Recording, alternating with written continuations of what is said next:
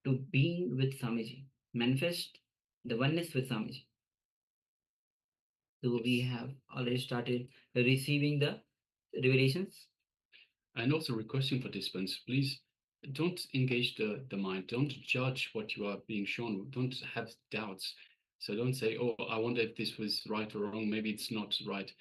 Whatever you see, whatever is being displayed, is being revealed to you, please write it down. Don't have any judgments. Don't have any self-doubt. So we've had a couple of sharings already, just waiting for a couple more people. Requesting all participants to please share what was revealed to them in the third eye. What did Swamiji show them?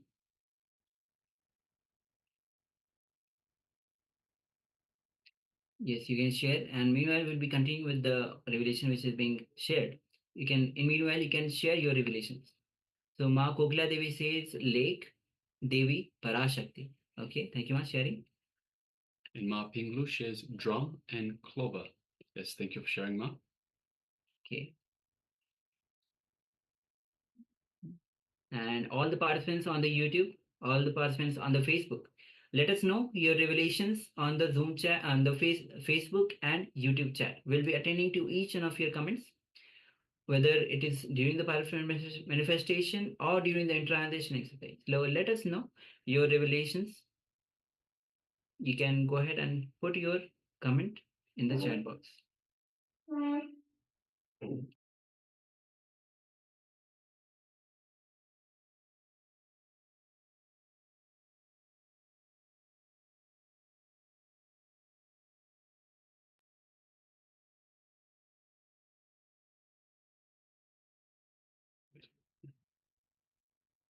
All right, so let's move on to the verification of this first round.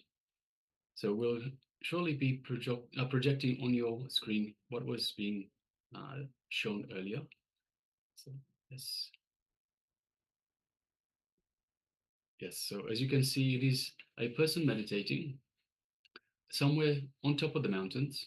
So you can see some mountains on the left-hand side, right-hand side. The person is meditating on the cliff edge. There's a river. You can see a river on the right side of the mountains, just through the valley. There's the sun in the background, and what looks like some sort of a wormhole. There's some sort of wings that are showing like cloudy, windy movement up above the sun, and there's some clouds in the distance as well. There's some greenery on the left-hand side of the mountain, some shrubs, some grass, and yes, the person is meditating beautifully in the middle. Yes, so Ma Kokila Devi says lake, Devi Parashakti. So definitely there is water, even though it looks like a river, but definitely it's a water body. So you might have interpreted that a river as a lake. So beautiful. And Devi Parashakti. And in Vedic tradition, Hinduism, Devi, all the sacred things are given feminine name. Even the river Ganga is given the name with the river is the name is given as Devi, river Ganga. So you might have seen Devi and in the form of a lake or a river. Thank you for sharing. Yes, and Ma Pinglu shares drum and clover. So there are some plants on the left-hand side. If you can see some green shrubs on the left-hand side, that might include clover, or that might be what you might have seen, Ma. Drum. So on the top right-hand side, we have what looks like some sort of a wormhole, some sort of a whirlwind, whirlpool, something like that, which might look a little bit like a drum as well. So yes, thank you very much for sharing, Ma. Thank you very much for everyone. Yes. So now let's quickly get ready for the second round of the power manifestation. So take a moment and cover your eyes with eye bands. Yes, so let's do it all again. Yes, cover your eyes with eye bands.